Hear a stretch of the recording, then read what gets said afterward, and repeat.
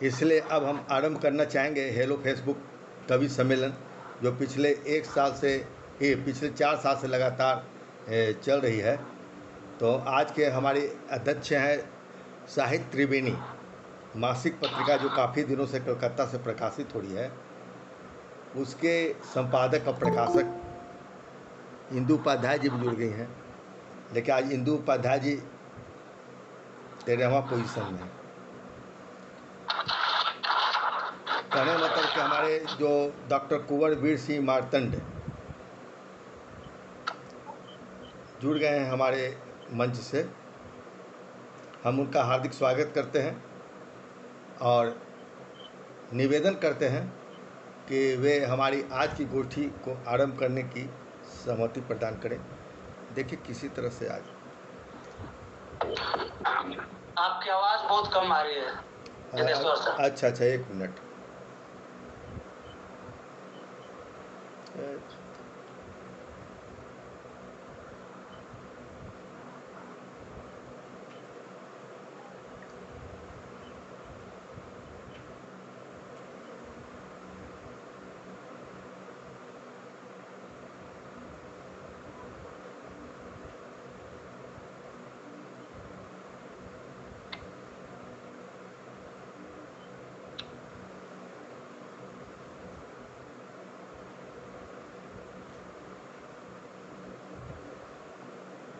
अब आवाज़ आ रही है आपको? हमारी आवाज़ आ रही है ठीक से? जी बिल्कुल आवाज़ आ रही है, कम आ रही है। आ रही है आवाज़ आज कम आ रही है ताजू है भाई। 1 मिनट, लगता है पंखा चल रहा था। अब आवाज़ आ रही है? आ रही है जी, आ रही है। चलो ठीक, आ रही है लेकिन थोड़ा कम थोड़ी है, कम आ रही आ आवाज़ तो आई है। चलिए धीरे धीरे ठीक हो जाएगी। तो हम आज के अध्यक्ष कुंवर वीर सिंह मार्तंड जो साहित्य त्रिवेणी पत्रिका के संपादक हैं, उनसे अनुमति चाहते कि आज का कार्यक्रम हम आरंभ करें। माइक को खोलकर सहमति प्रदान करें मार्तंड जी।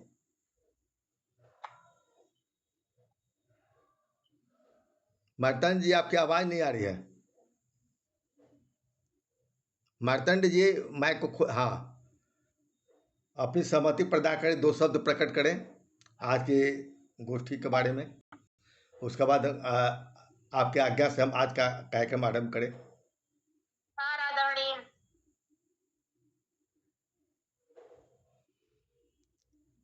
आपकी आवाज़ नहीं आ रही है क्यों मार्तंड जी? आपका माइक खुल गया है? कुंवर वीर सिंह मार्तंड जी कृपया। हेलो, आवाज़? हाँ अब आई। अच्छा, ठीक है। मैं सबसे पहले तो मंच पर उपस्थित सभी बंधुगणों को नमस्कार, प्रणाम, अभिनंदन, वंदन करता हूँ।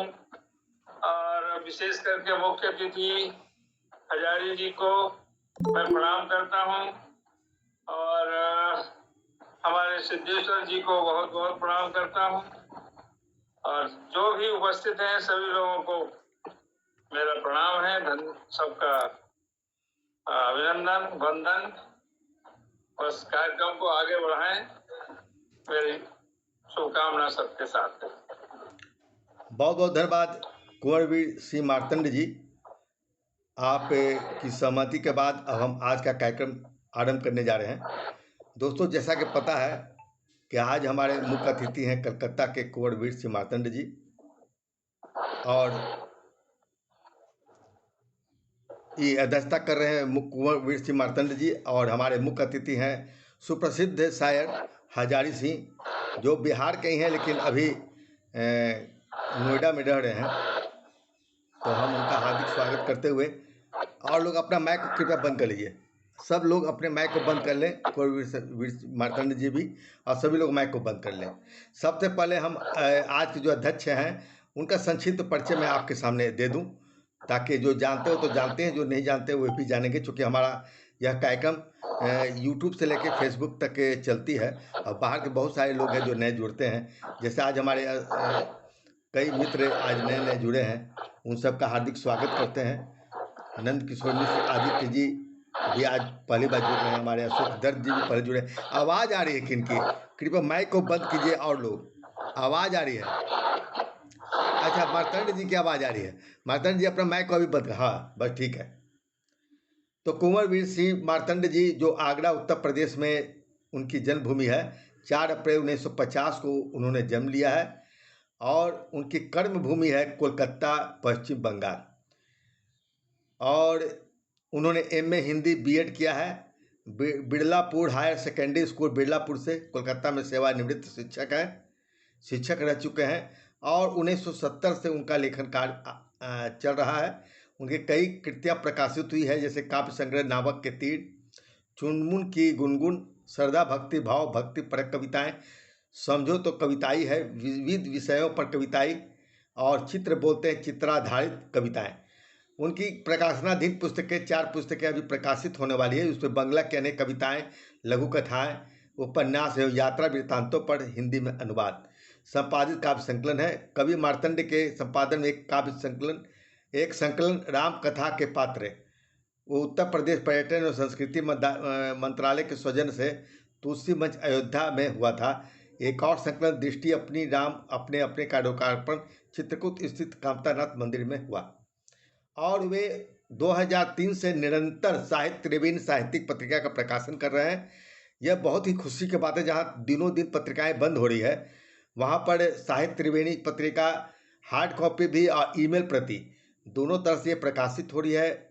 और इसका इस उम्र तक भी वे लगातार एक युवा की तरह कार्य कर रहे हैं। इनकी पत्रिका देखिएगा तो आप कहिएगा कि साहित्य त्रिवेणी अन्य पत्रिकाओं से बिल्कुल अलग है, अपनी अलग पहचान रखती है। और उनकी इस पत्रिका को कई संस्थान द्वारा पुरस्कृत भी की गई है। इस पत्रिका को भारत सरकार के संस्कृति मंत्रालय की ओर से शेष पत्रिकाओं में द्वितीय पुरस्कार प्राप्त हो चुका है और अब यह पत्रिका अंतर्राष्ट्रीय ख्याति प्राप्त कर चुका है। तो इसके लिए हम कुंवर वीर सिंह मार्तंड जी को बहुत बहुत धन्यवाद देते हैं, बधाई देते हैं, आप सभी की ओर से शुभकामनाएं देते हैं कि आपकी पत्रिका इसी प्रकार निरंतर प्रकाशित होते रहे, आपकी आयु शतायु हो और उस आयु के साथ साथ पत्रिका भी शतायु हो। और इसके साथ और भी कई आपके परिचय हैं, कई सम्मान पुरस्कार आपको मिले हैं और आप फिलहाल कोलकाता में रह रहे हैं और लखनऊ और दिल्ली में भी आपके आवास हैं। इस प्रकार हम देखते हैं कि विविध विधाओं में साहित्य सृजन करते हुए भी कुंवर वीर सिंह मार्तंड जी खासकर पत्रिका संपादन और एक कीर्तिमान उन्होंने स्थापित किया है। हमारा सौभाग्य, पहले भी हमारे मंच पर आ चुके हैं, आज अध्यक्ष के रूप में उपस्थित हैं, उनका हार्दिक स्वागत करते हैं। और आज के हमारे मुख्य अतिथि हैं सुप्रसिद्ध शायर हजारी सिंह। हजारी सिंह एक सभी विधाओं में तो लिखते रहे हैं, किंतु वे खासकर गज़ल के लिए अपनी अलग पहचान रखते हैं और उनका पिता का नाम सरजुग सिंह है। बिहार प्रांत के पश्चिमी चंपारण जिला अंतर्गत एक छोटे से गांव बघम्बरपुर में एक सामान्य किसान परिवार में 11 फरवरी 1954 को इनका जन्म हुआ। मोतीलाल उच्च विद्यालय मझौलिया से मैट्रिक, MJK कॉलेज बेतिया से स्नातक और लंगर सिंह महाविद्यालय मुजफ्फरपुर से स्नातकोत्तर की शिक्षा प्राप्त करने के बाद वे 1980 से 1919 तक जोधापाल संस्कृत महाविद्यालय मझौलिया में अध्यापन कार्य किए और सेवानिवृत्त होने के बाद वे अपने बेटे के साथ नोएडा में रह रहे हैं। चूँकि उनका स्वास्थ्य बहुत गिर गया है और एक बहुत ही बड़े ऑपरेशन के बाद आज वे हम लोग के सामने है। यह हम लोग का सौभाग्य है। भगवान चाहते हैं कि उनका साहित्य सेवा से हम लोग अभी भी प्राप्त कर सकें। उनकी एक पुस्तक प्रकाशित हुई है जिज्ञासा प्रकाशन से। हमने उन्हें कहा था कि आप इतने लिखे हैं, जीवन में कम से कम एक पुस्तक ऐसी निकालिए जो आपकी पहचान बनकर रह जाए। तो उनकी एक पुस्तक आई है जिज्ञासा प्रकाशन से। ये पुस्तक है प्रीति गंगा की तरह। आप देख रहे होंगे प्रीति गंगा की तरह पुस्तक। तो मेरी कोशिश होती है कि जिस रचनाकार को हम मुख्य अतिथि के रूप में बुलाते हैं, यदि उनकी पुस्तक प्रकाशित हुई रहती है तो उस पर हम छोटी सी टिप्पणी देते हैं और उसके बाद हम कार्यक्रम का आरंभ करते हैं। छोटी सी डायरी पढ़ते हुए सबसे पहले तो मैं हमारे जो मुख्य अतिथि हैं उनकी कविताओं पर विस्तृत से तो चर्चा होगी और भी हम लोग बात करेंगे। वे अपनी कविताएं भी पाठ करेंगे। उनकी कई कविताएं हैं, जैसे सख्त इरादे से लोहे के चने चौबे जा सकते हैं, अगर ठान ले पत्थर पर भी फूल उगाए जा सकते हैं। इस तरह की पंक्तियां कुंवर वीर सिंह ने लिखा है और यह अंश निश्चित रूप से प्रेरणादायक है और दृढ़ निश्चय की शक्ति को व्यक्त करता है। उसी प्रकार दूसरी एक और कविता है, पत्थर पर भी फूल उगाए जा सकते हैं। कितनी बढ़िया बिंब वे अपनी कविताओं के माध्यम से व्यक्त करते हैं। मैं छोटा सा एक परिचय दे रहा हूँ उनकी कविताओं के बारे में। और यह दृढ़ इच्छा शक्ति से असंभव भी काम को संभव किया जा सकता है, यानी सकारात्मक दृष्टि लिए हुए उनकी कई कविताएं लिखी गई है जो हम तक पहुंची थी। आप हैं, अरे आपके क्या कहने, बापू के भी आप आपके क्या कहने, 52 बीघा पुदीना है आपका, अंबर में भी हल चलता है आपका। इस तरह वे व्यंग्य कविताएं खूब लिख रहे हैं। व्यंग्य, प्रशंसा और तंज से मिश्रित कविताओं का भी उन्होंने सृजन किया है। और व्यंग्यात्मक कविता के लिए वे अलग से भी पहचाने जा रहे, क्योंकि आज व्यंग्य कविताएं बहुत कम लोग लिख रहे हैं। तुम चलो जहाँ से आगे, मैं चलूँ वहाँ जहाँ से पीछे। तो इस तरह इनकी कई कविताएं, धरती पर आँच न आए कणकण चंदन बन जाए, बहुत सुंदर सकारात्मक पंक्तियां हैं। और इस प्रकार घिरने लगे गगन में बादल, आई है बरसात। इस कविता को पढ़ेंगे तो निश्चित तौर पर आप प्रभावित होंगे। इसका चित्रात्मक और संगीतमय प्रस्तुति उन्होंने अपनी इस कविता में किया है। इस प्रकार हम देखते हैं कि भाषा में लयात्मकता है और उनकी कविताओं में, गीतों में, गजलों में पाठक को तुरंत अपनी ओर आकर्षित करने की क्षमता भी है। ये तो हुई आज के अध्यक्ष की कविताओं पर संक्षिप्त टिप्पणी। और अब हमारे आज के मुख्य अतिथि हैं हजारी सिंह। हजारी सिंह के बारे में तो हमने पूरी किताब ही पढ़ा है और बहुत बड़ी समीक्षा लिखा। उस समीक्षा को मैं अभी पूरी की पूरी समीक्षा भी यहाँ नहीं पढ़ूंगा, क्योंकि समय कम है। कभी आज अधिक जुड़ गए हैं और हम चाहें कि उनकी समीक्षा को तो आप बाद में भी कहीं भी पढ़ सकते हैं।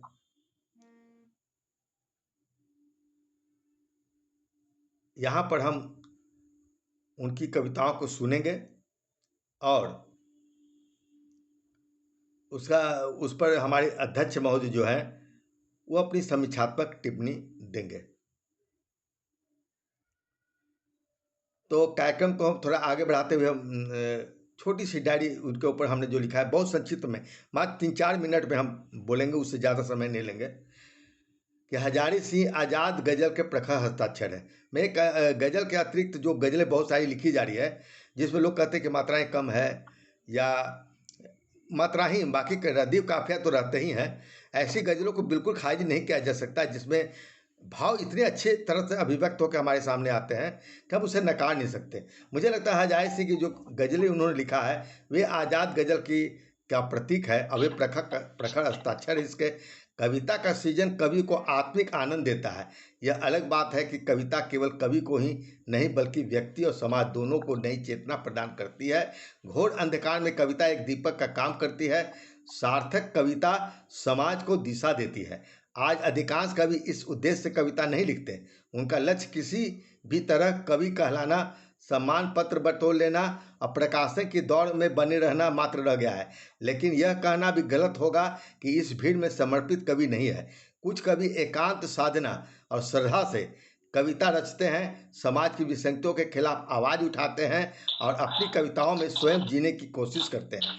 ऐसे कवियों में से कई अपने जीवन में आर्थिक कठिनाइयों के कारण पुस्तक तक प्रकाशित नहीं कर पाते, किंतु जब वे जीवन भर के परिश्रम और संघर्ष के बाद अपनी एक पुस्तक प्रकाशित कर लेते हैं तो वही उनके लिए सबसे बड़ी सफलता हो जाती है।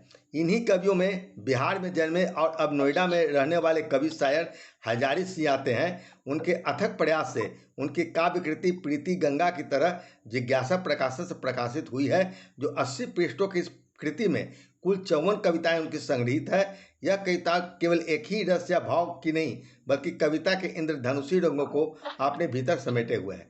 पहली पुस्तक होने के कारण हजारी सिंह ने अत्यधिक परिपक्व रचनाओं की अपेक्षा नहीं की जा सकती उनसे, किंतु इतना निश्चित है कि उनकी कविताओं में कवितापन झलकता है जो कई स्थापित कवियों की रचनाओं में नहीं दिखता। सहज सरस भाषा में लिखे गए उनके दोहे, मुक्तक, आजाद गजलें और छंद मुक्त कविताएं पाठकों को आकर्षित करती है। यदि इन्हें अलग अलग खंडों में प्रस्तुत किया जाता तो और बेहतर होता। लगातार अस्वस्थता के बावजूद कवि ने अपनी बेहतरीन रचनाओं को चुन चुन कर एकत्रित किया है और उन्हें पुस्तक का रूप दिया है। बिना किसी से भूमिका लिखवाए कवि ने स्वयं लिखा है, कविता लिखना न मेरा व्यवसाय है न जुनून। जब कभी मन का आंदोलन होता है उसे कागज पर उतार लेता हूँ और कविता समझकर आत्ममुग्ध हो जाता हूँ। यह पुस्तक मेरी उन्हीं अनगढ़ कविताओं, गजलों और मुक्तकों का छोटा सा संग्रह है। यह कविता के बड़े बड़े बाजार में एक छोटे पंसारी की दुकान जैसी है। इसे कितना स्थान मिलता है यह पाठकों पर निर्भर करता है। और दोस्तों, वास्तव में किसी भी कविता या कवि की लोकप्रियता आलोचकों पर नहीं बल्कि पाठकों पर ही निर्भर करती है। कविताएं की विशेषताएं इनकी बहुत है जो हम बहुत विस्तार से यहाँ पर नहीं कह सकते, लेकिन उनकी कुछ पंक्तियाँ देखिए कि आसमान, चांद, सितारे, चांदनी के लिए और हम तरसते रहे हर लम्हा रोशनी के लिए। यहाँ चांदनी आशा और सच्चाई का प्रतीक है। इसी प्रकार वे कहते हैं, आदमी चेहरा बदलता जा रहा है, वक्त रेती सा फिसलता जा रहा है। यहाँ पंक्तियाँ समय की क्षण भंगुरता और इंसानी मुखौटों की बढ़ती प्रवृत्ति को रेखांकित करती है। गांव शहर का विरोधाभास भी उनकी रचनाओं में स्पष्ट दिखता है। गांव से जो एक बार शहर गया, लौटकर फिर कभी घर नहीं गया। आधुनिकता के अंधी दौर में जड़ों से कटते इंसान की स्थिति यहाँ मार्मिक ढंग से चित्रित हुई है। अधूरी पीड़ा उनकी इस आजाद गजल में देखिए किस तरह से मुखरित होती है। हो चुका लिखना, अब और क्या लिखूं, खत मुकम्मल हुआ। हो चुका लिखना, अब और क्या लिखूं, खत मुकम्मल हुआ, किसका पता लिखूं। यह केवल शायरी नहीं बल्कि कवि के मन की थकान और अधूरी पीड़ा की दास्तान है। कविता से उनका आत्मसंवाद भी उल्लेखनीय है जब वे कहते हैं, हे कविता, क्यों फोड़ देना चाहती हो अंतस को, हृदय के बंद कमरे में तुमसे नहीं रहा जाता। यह कविता कवि के भीतर दबे दर्द को उजागर करती है। राजनीति पर भी उन्होंने कई व्यंग कसा है। मैं जनता का कारण धार हूँ, नेता हूँ, गलत सही कुछ भी करने को स्वतंत्र हूँ। यह राजनीतिक विडंबना का सटीक चित्रण है। प्रेम के विषय में उनकी शायरी और भी प्रभावशाली बन पड़ी है जब वे कहते हैं, इश्क जब हद से गुजर जाता है, फासला बीच का मिट जाता है और मासूका नहीं रहती, आशिक आशिक नहीं रह पाता। यहाँ प्रेम की चरण अवस्था का सजीव चित्रण हुआ है जहाँ मैं और तुम की सीमाएं मिट जाती है। हजारी सिंह की कविताएं जीवन की गहरी सच्चाइयों और सामाजिक विडंबनाओं की झलक देती है। उनकी रचनाएं कभी रोशनी की तलाश में तड़पते मनुष्य को सामने लाती है तो कभी समय की निर्ममता और इंसानी मुखौटों का पर्दाफाश करती है। निश्चित ही उनकी काव्यकृति प्रीति गंगा की तरह प्रेम, संवेदना और यथार्थ का समन्वय प्रस्तुत करती है। यह मेरी छोटी सी समीक्षा उनकी कविता पर थी। एक कवि या किसी भी रचनाकार की जब एक कृति आती है तो वह मांग करती है कि उस पर कुछ विचार व्यक्त किया जाए, तो वह उसका मेहनत सार्थक होता है। मैं यहाँ पर अपना विचार वहाँ व्यक्त किया और बाकी तो आप उनकी कविताओं को सुनेंगे। अब मैं सीधे आगे बढ़ते हुए मैं आज के मुख्य अतिथि हजारी सिंह, जिनकी कविता के किस पुस्तक की समीक्षा हमने किया है, उनसे निवेदन करेंगे कि वे मंच पर आए और अपनी आज़ाद गज़लों से हमारे इस कार्यक्रम का आरंभ करें। अपनी दो तीन गज़लें कृपया पढ़ें। हजारी सिंह जी।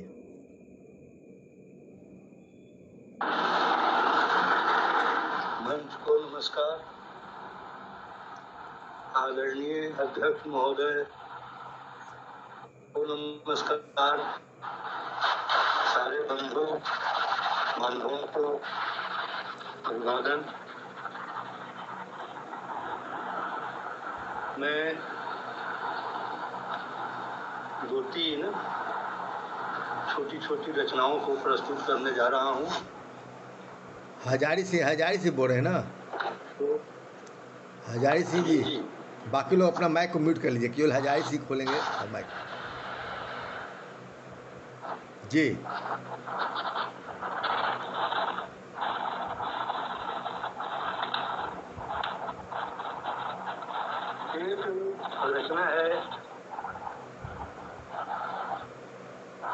धीरे से गुदगुदा गया कोई। अब गजल है या आजाद गजल है, आप निर्णय करेंगे। धीरे से गुदगुदा गया कोई, नींद से जगा गया कोई। धीरे से गुदगुदा गया कोई, नींद से जगा गया कोई। चौंक कर इधर उधर देखा, तिरछे से मुस्कुरा गया कोई। नींद से जगा गया कोई। कहने को वो महफिल तेरी थी,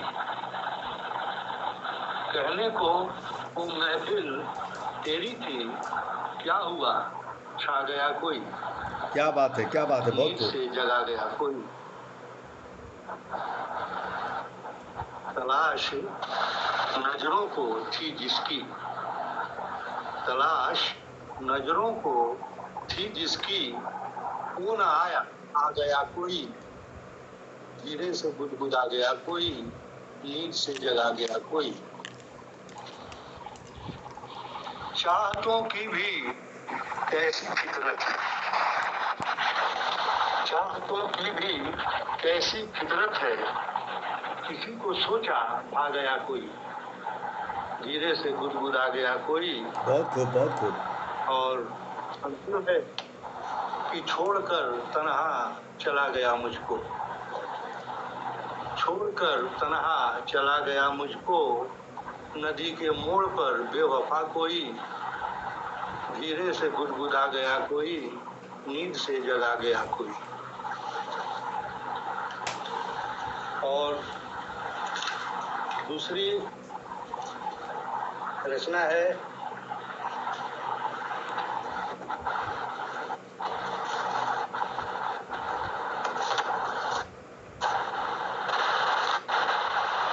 मुझसे जो फासला किया होगा।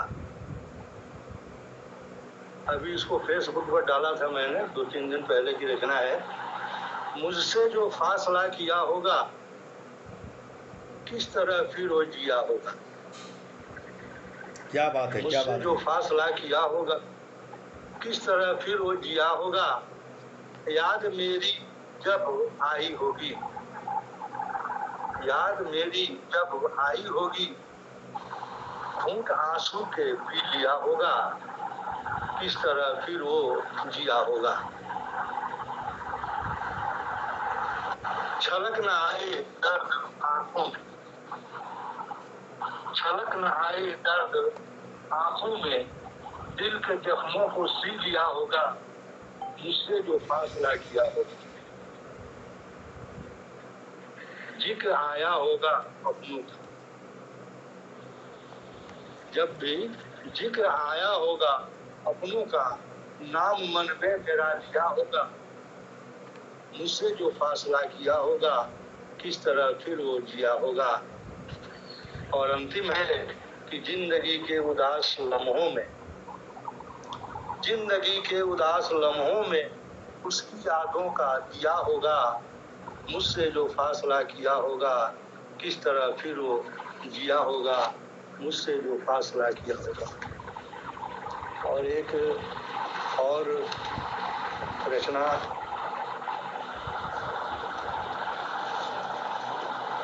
जो लोग फेसबुक पर भी सुनेंगे। रीति गंगा की तरह, जो मेरी पुस्तक का शीर्षक है।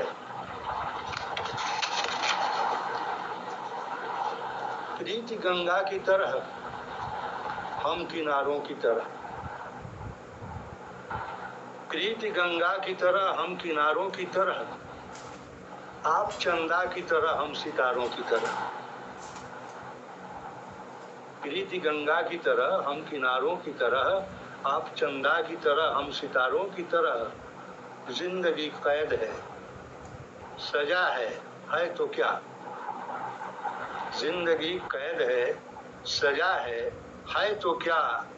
मुस्कुराते रहे हर लम्हा बहारों की तरह। क्या बात है, क्या बात है, बहुत खूब। कैद है, सजा है तो क्या।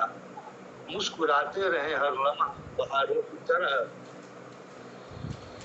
और बतौर खास इस शेर पर गौर कीजिएगा कि अपने बुजुर्गों को संभाल कर रखना,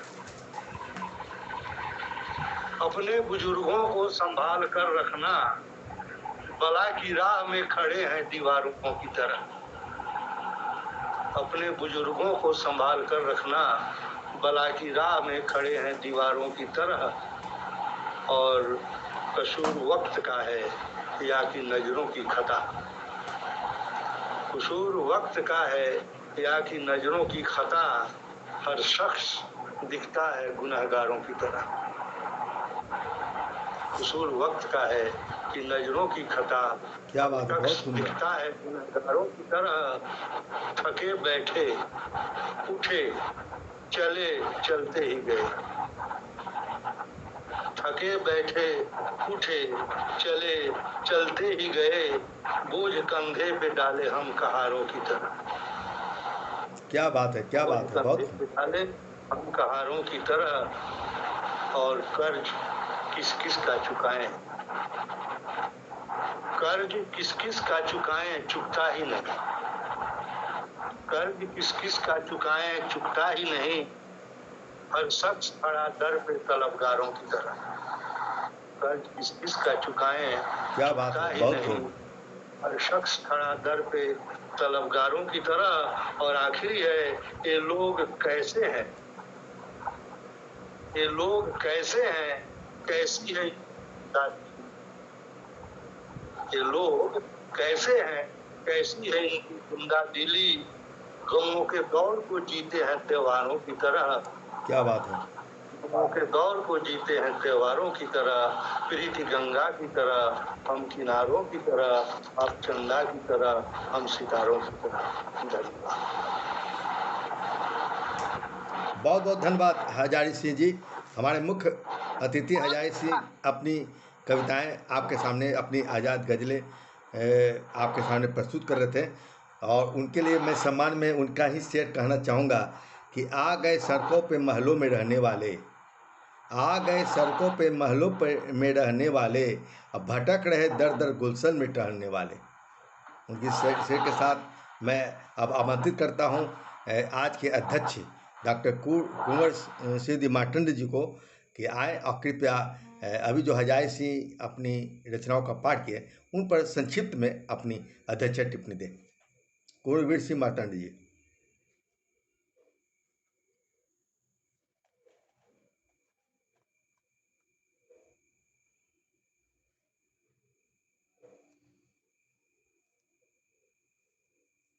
मार्तंड जी, आपकी आवाज़ नहीं आ रही है।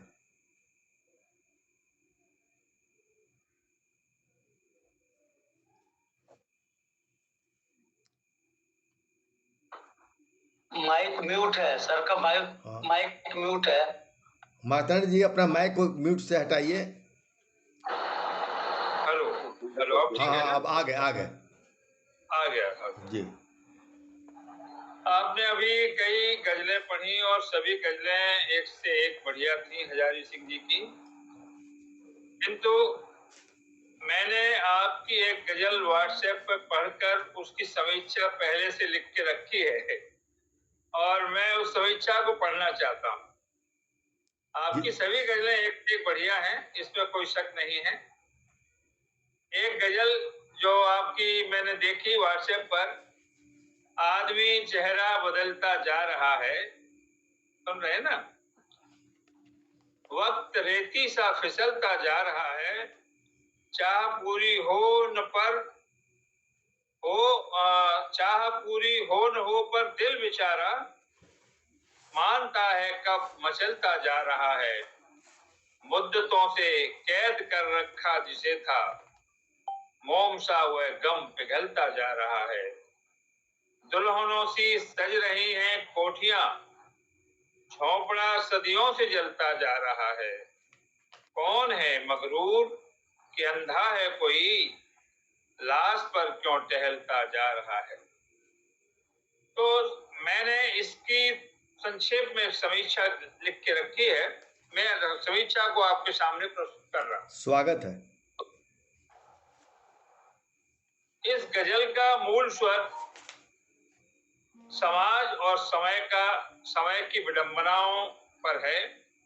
कवि ने इंसान की बदलती प्रवृत्तियों पर, समय की क्षणभंगुरता पर, दुख के संचयन और विसर्जन, सामाजिक असमानताओं तथा मानवीय संवेदनहीनता को इस गजल में प्रतीकात्मक ढंग से प्रस्तुत किया है। तो देखिए, आदमी का चेहरा बदलता जा रहा है। यह शेर मनुष्य की कपटता और मुखौटा धारण करने की प्रवृत्ति को बहुत ही सहज ढंग से उभारता है। दूसरी एक पंक्ति है, वक्त रेती सा फिसलता जा रहा है। इसमें समय की क्षणभंगुरता का बहुत ही सशक्त और दृश्यात्मक बिंब प्रस्तुत किया गया है। मोम सा वह गम पिघलता जा रहा है। गम का रूपक मोम के पिघलने से बांधा गया है, जो कोमलता और वेदना दोनों का सुंदर संगम है। दुल्हनों से सज रही हैं कोठियां, झोंपड़ा सदियों से जलता जा रहा है। सामाजिक विषमता का तीखा और मार्मिक चित्रण इस पंक्ति में है। लाश पर वह क्यों टहलता जा रहा है। इसमें शासक और समाज की संवेदनहीनता का नग्न यथार्थ आपकी गजल में है। अगर भाषा शैली की दृष्टि से देखें तो आपकी गजल की भाषा बहुत ही सरल, सहज और गेय है। शेर छोटे हैं, उनमें ताजगी है।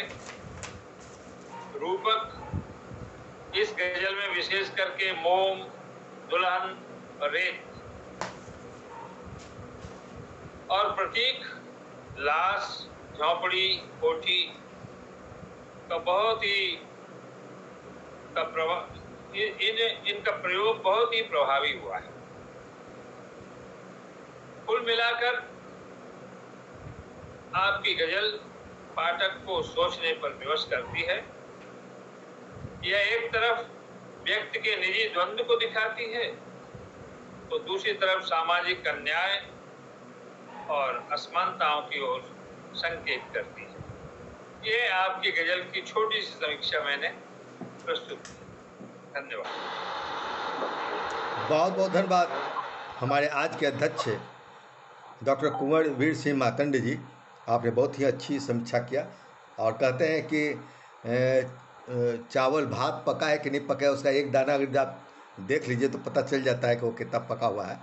तो निश्चित रूप से आप उनकी एक गज़ल को लेकर आप उनकी जो समीक्षा किया है वह पूरी उनकी सृजनशीलता को रेखांकित करती है। हम हजारी सिंह जी को भी बहुत बहुत धन्यवाद देते हैं उनकी पुस्तक प्रकाशन से लेके उनकी सफल सृजनशीलता के ऊपर।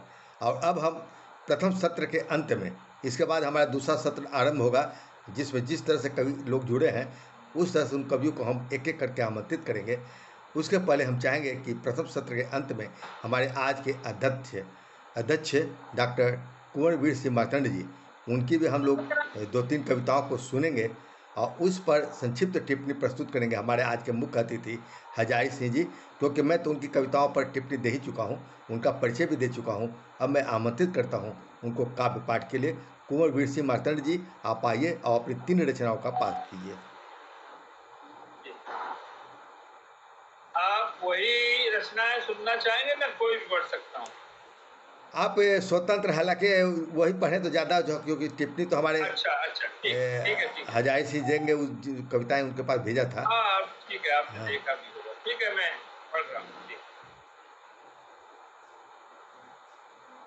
सबसे पहले मैं बरसात से प्रारंभ करता हूँ कि बरसात का मौसम है। पहली रचना में बरसात प्रस्तुत कर रहा हूँ। स्वागत है सर। घिरने लगे गगन में बादल, आई है बरसात। घिरने लगे गगन में बादल, आई है बरसात। पीऊ पीऊ रटता पपीहा पागल, आई है बरसात। दौड़ रही सरपट पुरवाई, पेड़ों को झकझोर, दौड़ रही सरपट पुरवाई, पेड़ों को झकझोर, रात रात भर बकते दादू, नच नच थके न मोर। चंचल बिजुरी चमचम चमके, दुल्हन डर डर जाए, गरज गरज घन अंबर के घर, मचा रहे हैं शोर। बजे गगन के आंगन मादल, आई है बरसात। घिरे गगन, घिरने लगे गगन में बादल, आई है बरसात। अगला बंद देखें। सूरज दुबक गया चादर में, सूरज दुबक गया चादर में, ढककर सिर अपना, ऊंग रहा चंदा लिहाफ में, देख रहा सपना। धूप और चांदनी कहाँ, कुछ पता नहीं चलता, दादी ने भी शुरू कर दिया राम नाम जपना, दादी ने भी शुरू कर दिया राम नाम जपना। क्या बात है, बहुत खूब, बहुत खूब। लौटे लौटे परदेसी दल के दल, लौटे परदेसी दल के दल, आई है बरसात। बिरहन का धोने को काजल, आई है बरसात। और इसका अंतिम बंद है। धरती धानी ओढ़ चुनरिया, फूली नहीं शवाए, धरती धानी ओढ़ चुनरिया, फूली नहीं शवाए। हंसने लगी धान की परियां, लहर लहर लहराए, पंछी छिपे घोंसलों भीतर, टुकुर टुकुर ताके, पास बुलाती है बछड़े को, रभा रभा कर गाए।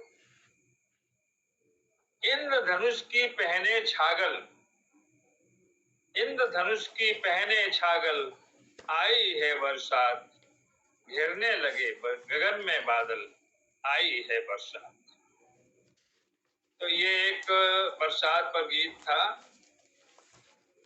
एक कविता सुनाता हूँ आपको, वो भी गीत ही है। आओ साथी गांव चले। थोड़ा कोशिश कर रहा हूँ, अगर गाने की कोशिश कर रहा हूँ। जी, स्वागत है आपका। शहर हो रहे जहरीले, शहर हो रहे जहरीले, आओ साथी गांव चले, आओ साथी गांव चले। गोबर से लीपे आंगन में, आओ नंगे पांव चले, आओ साथी गांव चले, आओ साथी गांव चले। बन देखें। वन उपवन दुर्गंध भरे हैं, तन मन हुए अपावन हैं। वन उपवन दुर्गंध भरे हैं, तन मन हुए अपावन हैं। मलय पवन में लू की गर्मी, मलय पवन में लू की गर्मी, सूखा भादों सावन है। बढ़ता जाता ताप विश्व का, चल पीपल की छांव चले, आओ साथी गांव चले, आओ साथी गांव चले। अगला बंद देखें कि चारों ओर बवाल मचा है, चारों ओर बवाल मचा है, खींचा तानी चीख पुकार, कोई नहीं किसी की सुनता, दिशा दिशा में हाहाकार। कनफोड़ू संगीत से अच्छा, कनफोड़ू संगीत से अच्छा, चल कागा की काव सुने, चल कागा की काव सुने, आओ साथी गांव चले, आओ साथी गांव चले। और अंतिम बंद है इसका।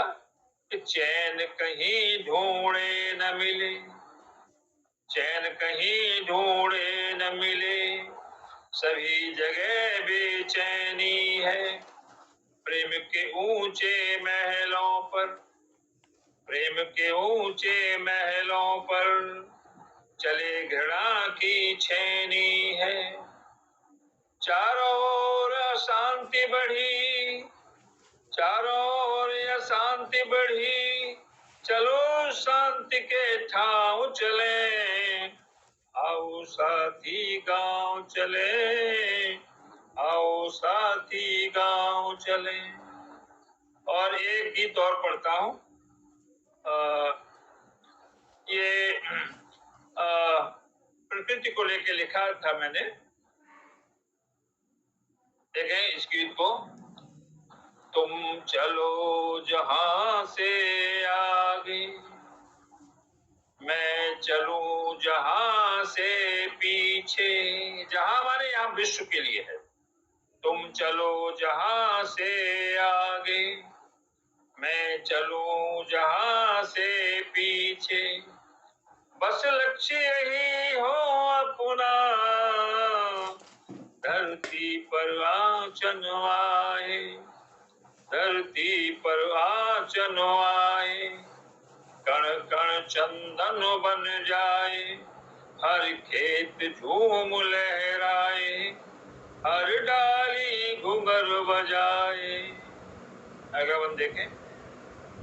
तुम अंधियारों को छांटो, मैं घर घर दीप उजारूं, तुम हर खाई को पाटो, मैं बन बन फूल निखारूं, तुम उड़ो गगन में ऊंचे, मैं बहूं धरा पर नीचे, बस लक्ष्य यही हो अपना, बादल पर आंचन आए, हंस हंस कर सावन गाए, हर घन फुहार भर लाए, हर झूला झूम झुलाए। अगला बंद देखें। हर अमा खिले पूनम सी, चांदी सी रात बिछाए, हर अमा खिले पूनम सी, चांदी सी रात बिछाए, हर किरण धरा पर उतरे, सूरज का नाम लिखाए, मैं तुम नवयंकुर उपजाओ, मैं रहूं जड़ों को सींचे, बस लक्ष्य यही हो अपना, बगिया पर आंचन आए, हर भमुरा ठुमरी गाए, हर कली मधुर मुस्काए, हर पवन गंध भर लाए। और इसका अंतिम चरण है। हर ऋतु मधुर तिसी महके, हर पाखी बीन बजाए, हर मन में मधुवन उतरे, हर ओठ प्रभाती गाए, तुम इस जीवन में उतरो, तुम इस जीवन में उतरो, पलकों में बिछे गलीचे, पलकों में बिछे गलीचे, बस लक्ष्य यही हो अपना, प्राणों पर आंचन आए, तिल तिल कर जल ना जाए, पल पल पर ढल ना जाए, हिम जैसा गल ना जाए, हिम जैसा गल ना जाए, तुम चलो जहां से आगे, मैं चलूं जहां से पीछे, बस लक्ष्य यही हो अपना, धरती पर आंचन आए, धरती पर आंचन आए। धन्यवाद। बहुत बढ़िया, बहुत बढ़िया। धरती पर आँच न आए। देखिए कवि कितना सकारात्मक रूप भी अपनी कविताओं में व्यक्त कर सकता है। आप देख रहे हैं डॉक्टर कुंवर वीर सिंह मार्तंड ने अपनी जितनी भी कविताएं पढ़ा, उसमें अधिकांश कविताएं तो पर्यावरण को चिंता लेकर ही है। बहुत सारे कवि आज पर्यावरण को चिंता को लेकर लिख रहे हैं। हम उनको बहुत बहुत धन्यवाद देते हैं इतनी बढ़िया कविता आज इतनी बढ़िया प्रस्तुति देने के लिए मैं कहना चाहूँगा उनके लिए कि खुद के साए के तले हैं, खुद के साए के तले हैं, धूप में हम कब जले हैं, और देखते हैं रोज़ मुड़ कर दूर हम कितने चले हैं। बहुत बहुत धन्यवाद पूर्ण श्री मार्तंड जी। अब मैं चाहूँगा कि हमारे आज के मुख्य अतिथि हजारी सिंह जी, जो स्वयं भी आज़ाद गज़ल गीत सब कुछ लिखते रहे हैं, संक्षिप्त में ही अपनी टिप्पणी दें। आज के मुख्य अतिथि अभी जो पाठ किए उन कविताओं में।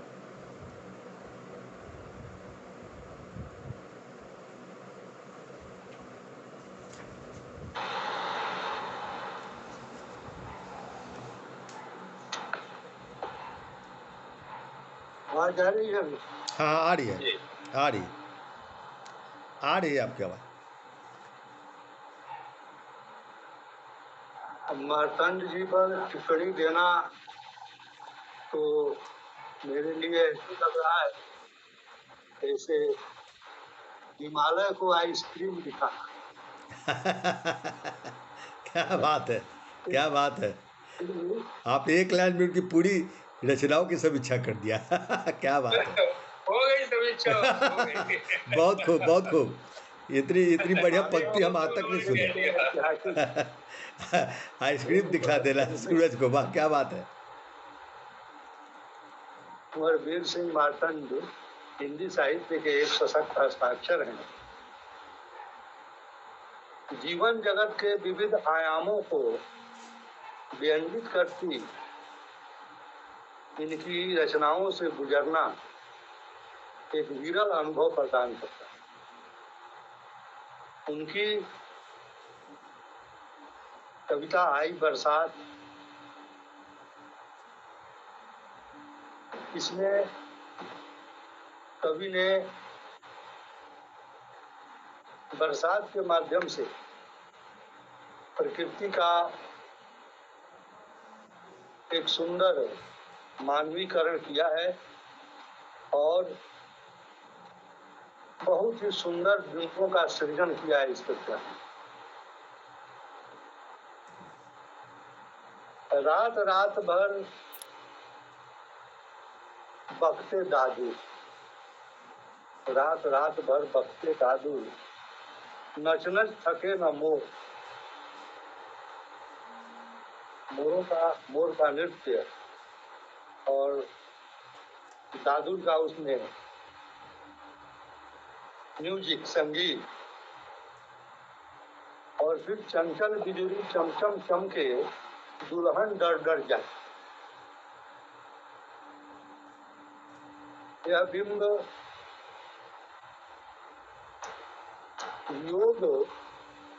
योगावस्था की अभिव्यंजना कर रहा है और शहर के प्रदूषण भरे वातावरण और शहर के आडंबरपूर्ण जीवन से क्षुब्ध होकर कभी गांवों की ओर जो लौटना चाहता है, यह बहुत ही एक सकारात्मक पहल है। वैसे अर्थोपार्जन के लिए हमारा युवा वर्ग शहरों महानगरों की ओर दौड़ रहा है, यह उनकी जरूरत भी है और मजबूरी। किंतु कभी शहरों की कलुषित मानसिकता से व्यथित होकर गांवों की ओर लौटने का आह्वान करता है। आओ साथी गांव चले, गोबर से लीपे आंगन में, आओ नंगे पांव। यह एक अपनी जड़ों से जुड़ने का आह्वान युवा वर्ग को कभी दे रहा है, जो एक सराहनीय कार्य है। और इससे अधिक मैं क्या कहूँ, मैं तो पहले ही कह चुका हूँ कि मार्तंड जी को कुछ कहना या उन पर टिप्पणी कर मेरे लिए सर आपने बहुत कह दिया, सर बहुत कह दिया। हिमालय को दिखाना हो। बहुत बहुत धन्यवाद। तुम्हें प्रणाम करता हूँ, आपको प्रणाम करता हूँ। बहुत बहुत धन्यवाद। मैं दिल्ली जाऊंगा तो आपसे भेंट करूंगा, दिल्ली जाऊंगा तो आपसे भेंट करूंगा। निश्चित। मेरी एक ऑफिस दिल्ली में भी है। जी जी, चलिए। फोन नंबर दीजिएगा। जी अरे वो फ़ोन नंबर भी देंगे आपको, पत्रिका भी अपनी भेजेंगे PDF। हाँ, देखिए पत्रिका भी कितनी दूंगा। बढ़िया। आप हम तो जितने कवि लोग यहाँ जुड़े दिल्ली हैं। NCR पर भी सर मैंने एक विशेषांक प्रकाशित किया है, दिल्ली NCR पर। जी जी 2023 में मैंने किया था प्रकाशित। तो जितने लोग जुड़े हुए हैं उनसे भी निवेदन करेंगे हाँ, कि आप नोएडा में भी, नोएडा के 78 78 नंबर जो है ना, उसमें उसका लोकार्पण हुआ था, सेक्टर 78 में। बहुत लोग जुड़े हुए हैं। हम सबको बहुत बहुत धन्यवाद देते हुए अब कार्यक्रम को आगे बढ़ाना चाहेंगे और निवेदन ये भी करें कि साहित्य त्रिवेणी बहुत अच्छी पत्रिका निकल रही है, मासिक निकल रही है, और इसमें आप लोग अपनी रचनाएं भेजें। अच्छी रचनाएं रहेगी। कुंवर वीर सिंह मार्तंड जी जो उसे आप सबकी प्रकाशित करेंगे। रचनाओं का स्वागत आज इस करता हूं। पत्रिका का PDF आप हमारे हर महीना अवसर साहित्य यात्रा के पेज पर देख सकते हैं। हम बहुत बहुत धन्यवाद देते हुए अब कार्यक्रम को हम आगे बढ़ाते हैं। एक सत्र यहाँ पर हमारा यहीं पर समाप्त होता है और हम दूसरे सत्र का आरंभ कर रहे हैं। जो भी कवि आए हैं उनसे मात्र इतना निवेदन है, आज कवियों की संख्या भी कुछ अधिक है, को अधिक क्या बड़ी 1 दर्जन है, और यदि हम चाहेंगे तो 30-45 मिनट में हम लोग सबको सुन लेंगे। बस उनसे निवेदन है कि अपने आए और अपनी कविता, केवल ये कविता का शीर्षक और कहाँ से जुड़े हैं ये बतला देंगे, और कविता गाए नहीं, वैसे ही पढ़ेंगे तो बहुत आकर्षित करेगा। समय भी कम लगेगा, हम उनकी कविताओं को बहुत ज़्यादा ग्रहण भी कर लेंगे। आज सबसे पहले अच्छा मैं अध्यक्ष जी से चाहूँगा कि वे कृपया ये बतला दे पहले कि वे प्रत्येक कविता के बाद 1 मिनट की अध्यक्ष टिप्पणी देंगे या सबसे अंत में देंगे सब पर। आवाज। क्योंकि हाँ, समय नष्ट नहीं करना, मैं लास्ट में सब बोलूंगा अंत में। जी। चलिए, बहुत बहुत धन्यवाद। आप सबसे अंत में सब कवियों को बोलेंगे, और इससे एक फ़ायदा यह भी होगा कि अन्य कवि लोग भी अंत तक बने रहें, ताकि वे देखें कि आपकी कविताओं पर हमारे अध्यक्ष महोदय क्या टिप्पणी देते हैं। बहुत बार होता क्या है कि अपनी अपनी कविता पढ़ें, अपनी कविता पर टिप्पणी सुने और उसके बाद चले गए। तो हम बस इतना ही अनुरोध करेंगे कवियों से कि चाहे हम लोग 5 ही लोग जुड़े, 10 ही लोग जुड़े, लेकिन पूरे समर्पण के साथ जुड़े। ऐसा नहीं जुड़े जैसे बड़े बड़े कवियों में कवि गोष्ठियों में होता है कि कविता आरंभ होती है तो 100 लोग जुड़े रहते हैं कवि सम्मेलन में, और अंत होते होते 5-6 लोग बचे रहते हैं, वे लोग जिनको बस अंत में पढ़ना होता है। ये प्रवृत्ति कम से कम कवियों में नहीं होनी चाहिए। यदि आप आए हैं, आपकी कविता कोई सुन रहा है, तो आपका ही फर्ज बनता है कि आप दूसरे की कविता भी सुने, और किसी को हम निराश होकर जाने नहीं देते हैं। 1 दर्जन कवि लोग हैं, आराम से यदि आप कविता पढ़ेंगे तो सबका सुन लेंगे। और आज एक से बढ़कर आज एक कवि लोग हैं, और नमस्कार। एकदम नमस्कार नमस्कार। हम आप सबकी एक एक कविता, आज हमारे मार्तंड जी बैठे हुए हैं जो खुद संपादक हैं और आपकी कविताओं को मूल्यांकन करेंगे। तो मैं आपसे निवेदन करूंगा कि आप आएँ और बिना गाए आप अपनी एक एक कविता यहाँ प्रस्तुत करें। हम सबसे पहले जुड़ने वाले आज जो कवि हैं वो निश्चित तौर पर बहुत दिन से जुड़ना चाह रहे थे, लेकिन दुर्भाग्य हमारा था या हमारे मंच का कोई जुड़ नहीं पा रहे थे। अब जुड़ गए हैं और कई रचनाओं का सृजन वे कर रहे हैं, बढ़िया लिख रहे हैं। और इतना ही नहीं, वे आज सबसे पहले जुड़े भी हैं। लगभग 3 दिन से वे लगातार कोशिश कर रहे थे कि हम जरूर इसमें शामिल हो। हम उनको बहुत बहुत धन्यवाद और बधाई देते हुए हम आज आमंत्रित कर रहे हैं सबसे पहले जुड़ने वाले कवि नंद किशोर मिश्र आदित्य जी को। हम उनका हार्दिक आभार प्रकट करते हुए उन्हें आमंत्रित करते हैं एक शेर के साथ कि तुम ही से मांग लिया है उधार का मौसम, तुम ही से मांग लिया है उधार का मौसम, चले भी आओ अभी है करार का मौसम, चले भी आओ अभी है करार का मौसम। आदित्य जी। बहुत बहुत आभार मुझे आमंत्रित करने के लिए सिद्धेश्वर जी को और मंच को, अध्यक्ष महोदय को हार्दिक आभार। एक कविता जिसका शीर्षक है परिचय दे देना है क्या? परिचय तो कोई आवश्यकता नहीं। नहीं नहीं, कभी आप हमारे आप लोग से तो निवेदन रहता है कि बारी बारी से आप लोग भी मुख्य अतिथि के रूप में आए, तो उस समय हम खुद परिचय भी देंगे, आपकी कविताओं को मूल्यांकन विस्तार से करेंगे, क्योंकि अभी सब लोग देने लगे तो फिर कविता सुनने से वंचित रह जाएंगे। तो प्रथम सत्र का काम होता है, हम आप लोग को आमंत्रित करेंगे, प्रथम सत्र में भी आप आइए। तो अभी फिलहाल आप मात्र एक कविता पढ़ें। तो कविता पढ़ाता हूँ, शीर्षक है तेरे सजदे में। बता दे इतना, तुझे कितना चाहता हूँ मैं। क्या बात है, क्या बात है, बहुत खूब, बहुत खूब, बहुत खूब। रास्ता हूँ मैं। आवाज आ रही है? हाँ बिल्कुल आ रही है। आ रही। बता दे इतना, तुझे कितना चाहता हूँ मैं। मेरी है मंजिल मकसूद, रास्ता हूँ मैं। जहाँ मैं हुस्न मुजस्सम, कहाँ कोई तुझसा। जहाँ मैं हुस्न मुजस्सम, कहाँ कोई तुझसा। फिदा हूँ तुझ पे, दिलो जा से आशना हूँ मैं। मेरी है शान गजल, जिंदगी का मानी तू। तेरे खुलूस के धागे में बंध चुका हूँ मैं। बता दे इतना, तुझे कितना चाहता हूँ। एक मिनट, कुंवर सिंह अपना माइक को जरा बंद कर लीजिए ताकि इनकी कविता हम अच्छी तरह सुन सके। कुंवर सिंह जी और लोग अपने माइक को बंद कर लीजिए। हाँ पढ़िए। हाँ, तो मेरी है शान गजल, जिंदगी का मानी तू। तेरे खुलूस के धागे में बंध चुका हूँ मैं। तुझी से अदब सुखन और तमाम इल्म हुनर। तुझी से अदब सुखन और तमाम इल्म हुनर। तुझे अदब से, अकीदत से पूजता हूँ मैं। बता दे इतना, तुझे कितना चाहता हूँ मैं। तुझी से दैरो हरम, तुझी से दैरो हरम, तुझसे दीनो ईमा भी। सिवा तेरे कोई मजहब न मानता हूँ मैं। सिवा तेरे कोई मजहब न मानता हूँ मैं। वकार तेरा, तेरी आबरू सलामत हो। मुरीद तेरा, तेरे सजदे में झुका हूँ मैं। बता दे इतना, तुझे कितना चाहता हूँ मैं। मेरी है मंजिल मकसूद, रास्ता हूँ मैं। और अंत में, निसार हो मेरी जान, मादरे वतन तुझके। कुमार यही दुआ रब से मांगता हूँ मैं। कुमार यही दुआ रब से मांगता हूँ। बहुत खूब, बहुत खूब, क्या बात है, क्या बात है।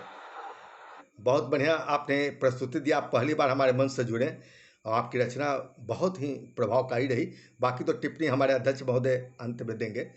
और लोग से आग्रह है कि अपनी माइक को अवश्य बंद किए रहे। नंद किशोर मिश्र, नंद कुमार मिश्र आदित्य जी, नंद कुमार आदित्य जी नंद कुमार आदित्य, आपको बहुत बहुत धन्यवाद देते हैं। कहना चाहेंगे कि मेरी आंखें तुम्हें देखती है और तुम देखती हो जमाने को। मेरी आंखें तुम्हें देखती है, तुम देखती हो जमाने को। जलता रहता है मेरा दिल थोड़ी सी खुशी पाने को। अरे इन आंखों के समंदर में डूबना चाहा बार बार। अपनों से नाता तोड़ क्यों तुम चाहती हो बेगाने को। अपनों से नाता तोड़ क्यों तुम चाहती हो बेगाने को। इन अपनी पंक्तियों के साथ अब मैं आमंत्रित करना चाहूँगा पूनम दीक्षित जी को, जो उनके पास जुड़ी थी। पूनम दीक्षित जी वैसे तो लोक कथा कहानी लिख रही हैं, देखते कि आज वे किस तरह की कविता लेकर आई है। पूनम दीक्षित जी, और कवियों को एक सूचना दे दूं कि आप जितने कवि लोग अब यहाँ कविता पाठ करेंगे, इस कवि गोष्ठी समाप्त होने के बाद अपनी एक तस्वीर अवश्य आप डाल दीजिएगा अवसर साहित्य यात्रा के पेज पर, ताकि हम उसका समुचित उपयोग कर सकें। धन्यवाद। पूनम दीक्षित जी। जी आदरणीय सभी को सादर नमस्कार। मेरी आज की कविता का शीर्षक है बेटी। मन की बात भी बिन कहे वह जान जाती है। नंद कुमार जी अपना माइक को बंद कर लीजिए। नंद कुमार जी अपना माइक को बंद कर लीजिए। वह फिर भी किसी से वह फिर भी न मान पा। गरीब हो पिता तो बेटी बोझ है बन जाती। हर घड़ी पिता को चिंता दहेज की सताती। हर घड़ी पिता को दहेज की सताती। माँ ने बेटी को लक्ष्मी माने बेटी को लक्ष्मी पर आंख रोती है, बेबसी तो हर पिता की आंख में होती है। माना भले ही चांद पर जा पहुंचा आदमी, बेटी के प्रति अभी भी चिंता है लाजमी। बेटी के प्रति आज भी चिंता है लाजमी। थोड़ा तो करें बदलाव, विचार उन्नत करें। थोड़ा तो करें बदलाव, विचार उन्नत करें। बेटी बचाएं, पढ़ाएं, आत्मविश्वास भरें। बेटी बचाएं, पढ़ाएं, आत्मविश्वास भरें। बेटी से ही हर रिश्ता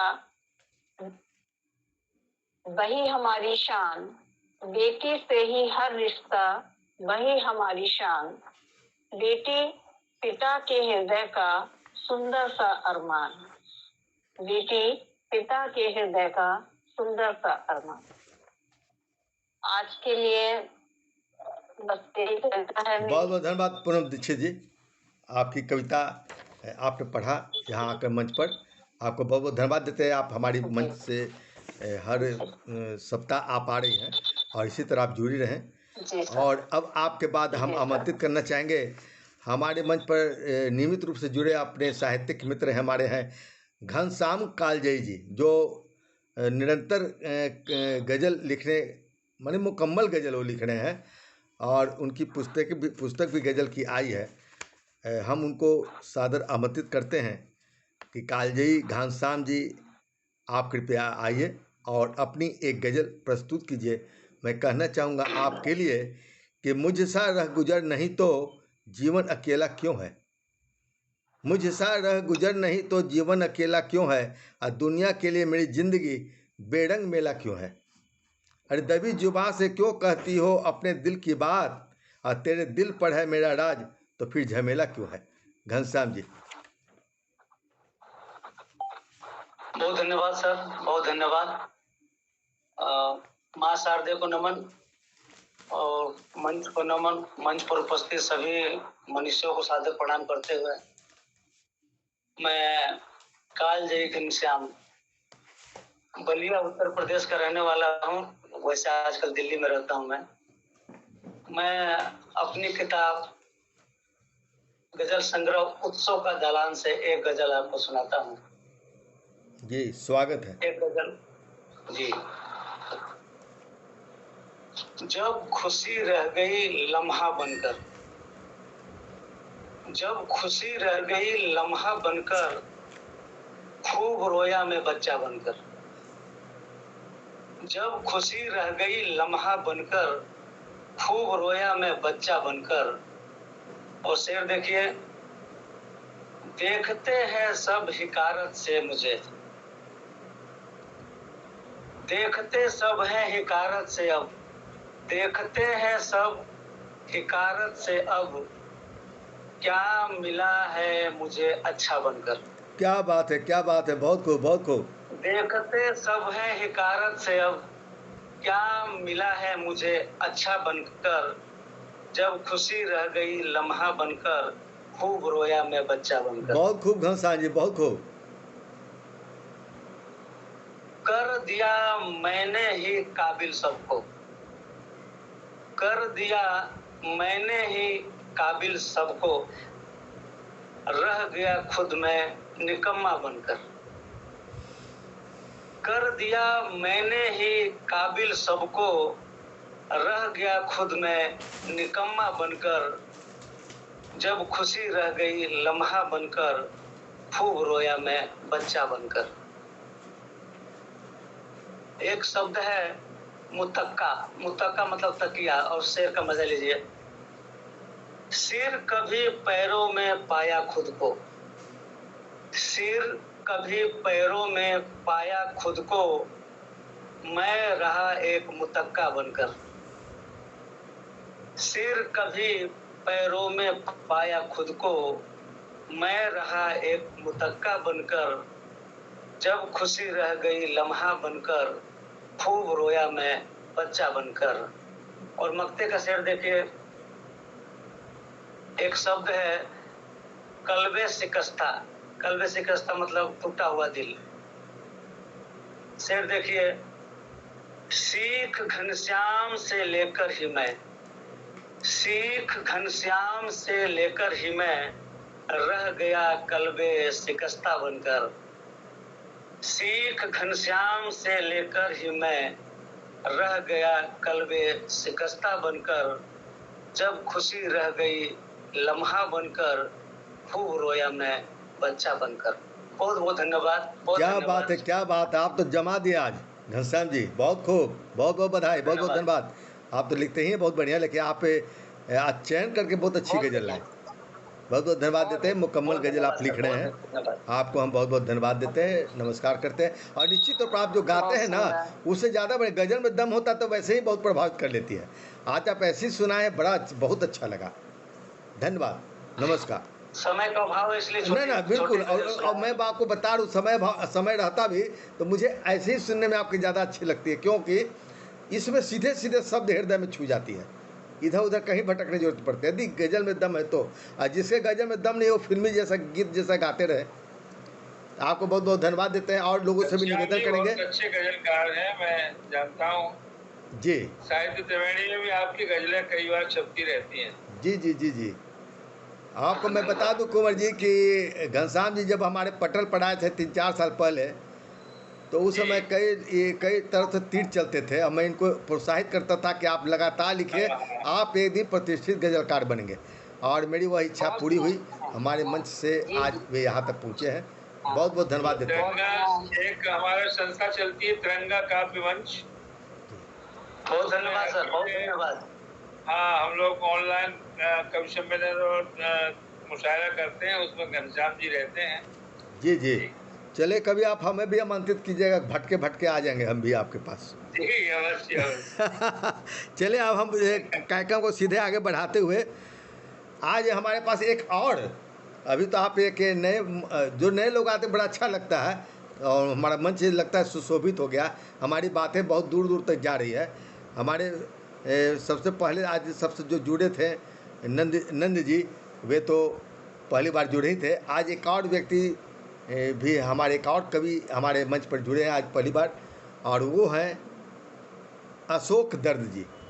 अशोक दर्द जी बहुत ही प्रतिष्ठित कवि हैं, और उनको अभी सितंबर में एक बहुत बड़े मुशायरा और कवि गोष्ठी में उन्हें बिहार में आमंत्रित भी किया गया है। और इसी सिलसिले में आज उनसे हमारी बात भी हुई सुबह में, और उन्होंने सहज रूप से आज आने का उन्होंने वचन दिया था। आज वो उपस्थित हैं। मैं उनको बहुत बहुत धन्यवाद करते हुए, संस्था की ओर से, आप सभी की ओर से उनका अभिनंदन करते हुए, हम आमंत्रित करना चाह रहे हैं अशोक दर्द जी को एक शेर के साथ कि हर दिन मारा मारी है, हर दिन मारा मारी है, कैसी दुनियादारी है।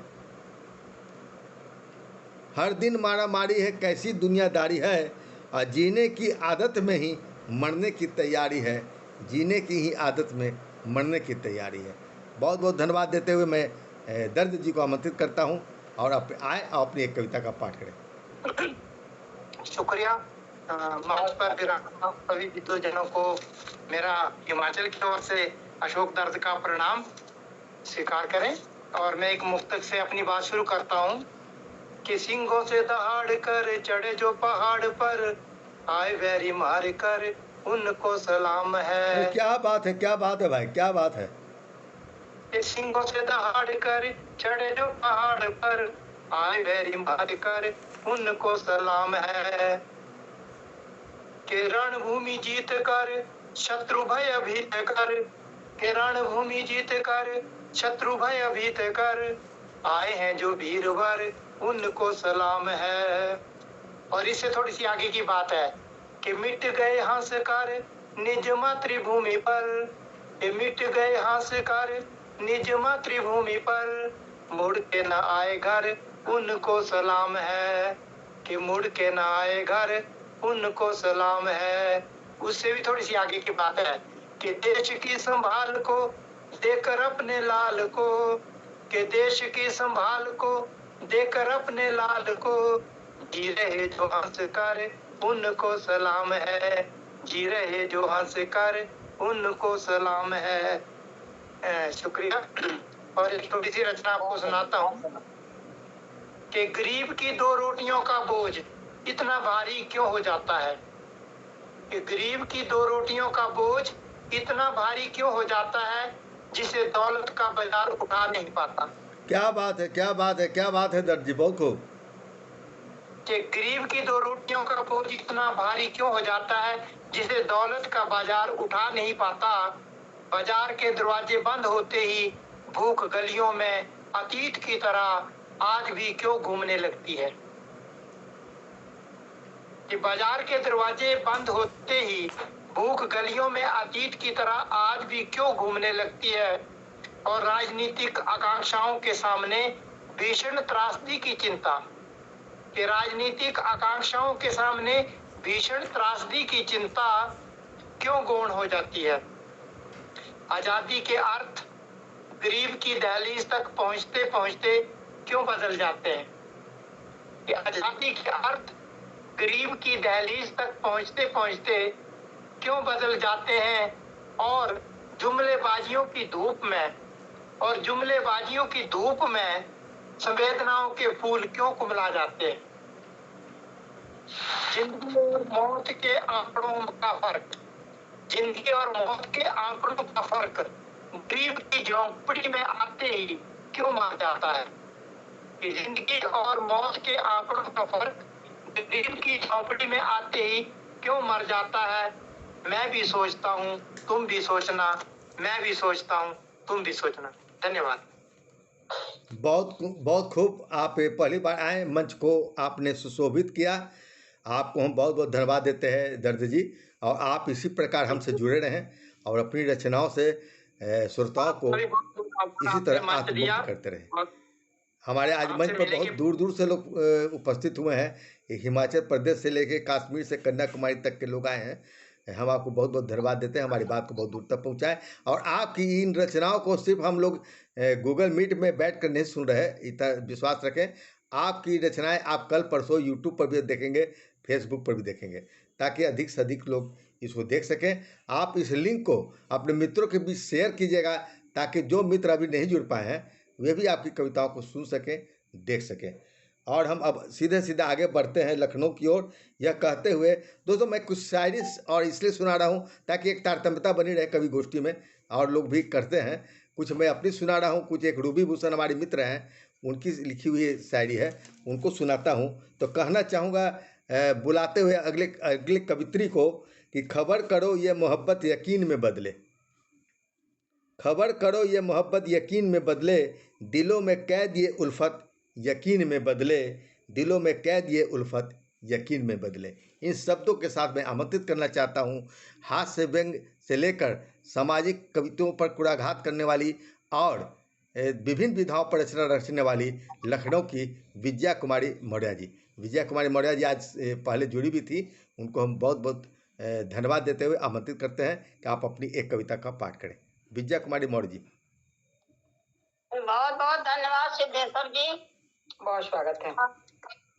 आपको धन्यवाद कि आज आप पहले जुड़ी नहीं तो हमेशा अंत में जुड़ती थी, आज नहीं पाती थी। और सभी मंच के सभी महानुभावों को मेरा नमन वंदन अभिनंदन। मैं छंद पढ़ना चाहूंगी। स्वागत है। कि कहीं बाढ़ कहीं सूखा, दोनों में ही जन हानि, मेरे करतार ये समझ नहीं आता है। और त्रुटि है प्रशासन की, दैव योग कहीं इसे, हर साल मौसम का हर बार पाता है। मरते हजारों लोग, कृषि बर्बाद होती, देश के लिए ही अभिशाप बन जाता है। और कुछ तो उपाय करो देश के कर्णधारों, रुक जाए हाहाकार तांडव जो लाता है, रुक जाए हाहाकार तांडव जो लाता है। देश के क्रांतिकारियों पर कि देश की सलामती को बड़े बड़े सूरवीर, चुटकियों में बाजी वो प्राण की लगा गए। और भ्रष्टाचार पापियों का घड़ा अभी भरा नहीं, हंस के तने को वे सूली पर